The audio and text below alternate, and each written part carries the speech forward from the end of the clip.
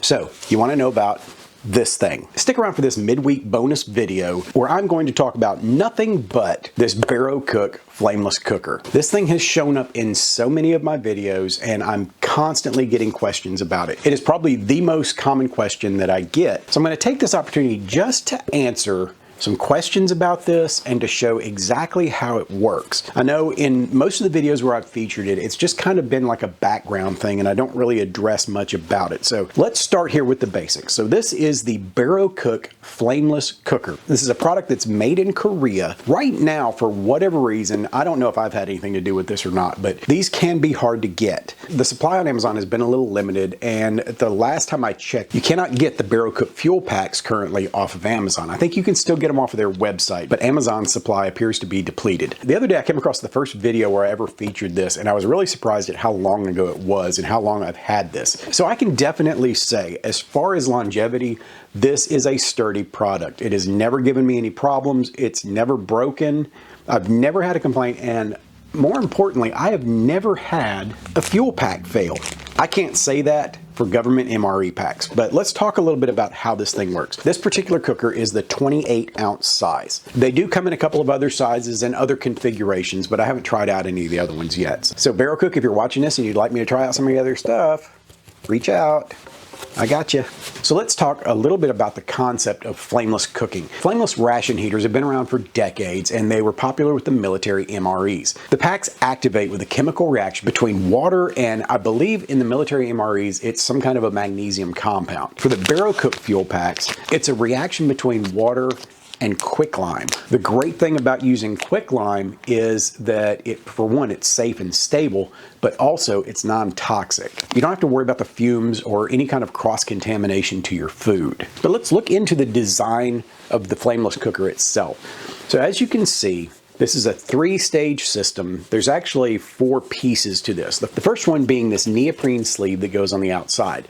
And that is just because this thing does tend to get hot. The outer chamber here is your heat source. So if you were to pick it up, you would be grabbing it directly by the heat source. So this neoprene sleeve goes on here and it removes for easy cleaning. Then what you've got is a stainless steel pan inside this hard shell plastic case. Then there is a snap on top that has a silicone seal around the inside. Let's take a look at that. The way this operates is you pop these up like this,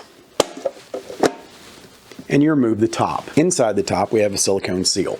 This is what keeps the cross-contamination from happening with your food. So if you were to use another heat source in this thing, not that I recommend it because I haven't tested it and I don't know what would happen. But if, say, you were to put a military FRH pack in here, it wouldn't cross-contaminate your food because you have a solid seal that goes over the stainless steel chamber itself. Inside that, we have our 28-ounce stainless steel pan, and this is where your food is going to go. And then, of course, you have the cooking unit itself. And the way it works is you put your fuel pack in the bottom, and then you put water on it, and then you put the pan on top of that, and then you close the whole unit up. So let's take a look at it real quick to see how that goes. The amount of water that you need to add to this is determined by this little pouch. Once you take the fuel pack out, there is a fill line in here that tells you exactly how much water to use. The amount of water is important because you can flood this thing, or you can put in too little and it's not going to react properly. I've kind of learned how to eyeball it, so a lot of times in videos you'll see me just dumping water in there, but to be safe, it's best to use this pack because it has those pre-measurements on it.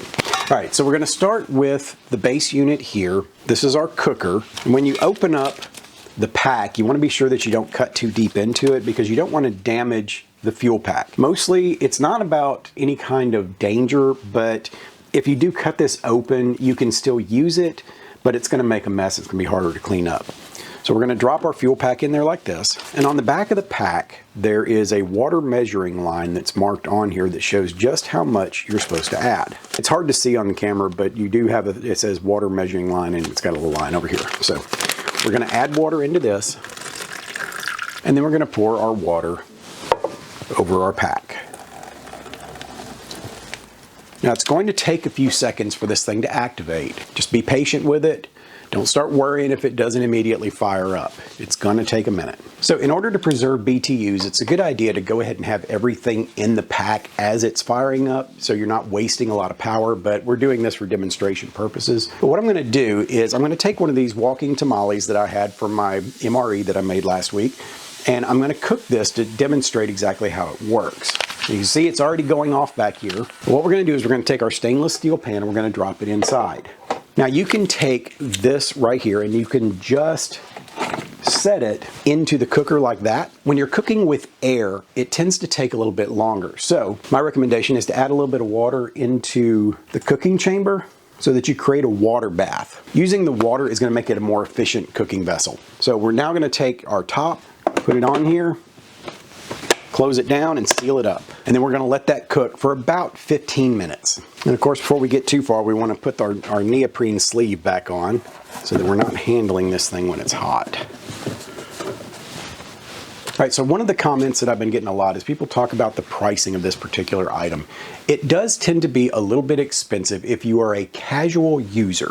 Now, if you're somebody that plans on using this thing a lot, if you do a lot of camping or if you do a lot of traveling, where maybe you don't want to have to stop and eat along the way, and having something that could cook as you're traveling would be convenient, this is a great purchase. If you're looking at buying it just because it's a cool item, it does tend to be a little bit expensive. What I will do is I'll put an affiliate link down in the description box so that you can go and see what the current pricing is. I'm always hesitant to put pricing in a video because immediately it becomes outdated. But I will say that the fuel packs tend to run about $2 a piece. So that's an investment that you got to think about. But honestly, the ability to cook your food without having to start a fire or having to have a stove, to me that's worth a couple of bucks.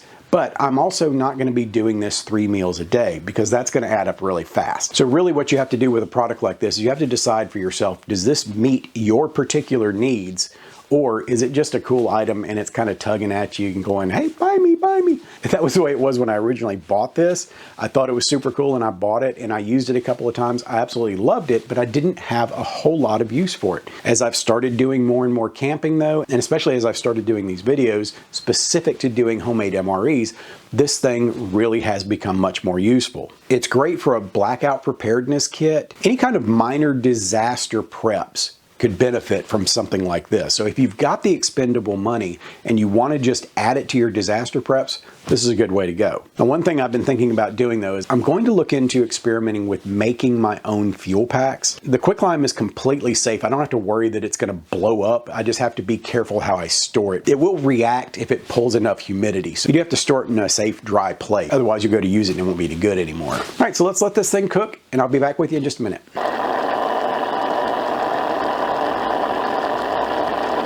So you got a couple of options for how you cook with this device. One being just like you see me doing here right now, where you can take the packaged food, set it inside the cooking tray and cook it that way. You don't have to add water like I did. I just find that's more efficient. You can also pour the food directly into that pan. It's completely safe. Like I said, the fumes are non-toxic and it's sealed off with a silicone seal. You can put your food directly into that tray. And of course, that means you're going to have to clean that tray out once you're done. But sometimes that's the best way to go. Now there's two different ways that you can prepare freeze-dried food like your Mountain House meals. You can either pour water directly into that pan and heat it up and then add it into your package, or you can take the package contents, dump them into that pan, add water, and then go through the cooking process. Either way will get those foods rehydrated. Now this will not achieve temperatures that will allow you to sanitize things. It doesn't get quite that hot. It maximizes just a little bit below the temperatures you need for sanitizing, so keep that in mind. Now if you want to heat up some water to wash dishes or something like that, you can do that. It's just not going to sanitize them. Our food's still cooking away, but it's been in there more than long enough to be cooked. So I'm going to pop this thing open and get it out. So as you can see, I can easily pick this up with my hands with this neoprene sleeve. It is warm. I can feel the heat coming through here and you can see there's steam coming out. But I can lift this and move it with this neoprene sleeve. I would not want to put my hand on the bottom of this though. Whew. Hot, hot, hot, hot, hot. Be right back. That is plenty hot. Open this thing up. See if it got cooked all the way through. Now the cooker is still going back here, and it probably will for a few more minutes. So you're going to need to be sure and leave that someplace where the heat's not going to hurt something. All right, so I've got my fresh cooked hot tamale. I've got some salsa. It's time for lunch. Let's see how easy these walking tamales are to eat out of the package. It's hot. Oh, it's hot all the way through. This particular tamale is the bean salsa habanero. So if you saw the Amazon MRE video, you may already know that the regular bean tamales have a considerable amount of heat to them, so this has got a little too. All right, so there it is. Y'all have asked, there's a demonstration of the Barocook Flameless Cooker. It gets to be the star of the show for this one. I know that a lot of these have sold on Amazon because my records show it, and I'm so glad that you guys are discovering something new and that you're willing to take a bet on something that I recommended. So I really do hope that all of y'all that have bought these things absolutely love it. They're not sponsoring this. They still don't know I exist. I've had so many questions about this thing that I wanted to make a video especially just to answer them and feature that thing. So hope this answers your questions. If you've got any more, drop them in the comments and I'll try to get to them. Thank you again to everybody for jumping on the channel. We've got cool new videos coming up very soon. And until the next time, prepare for the world that you live in, not the one you wish existed.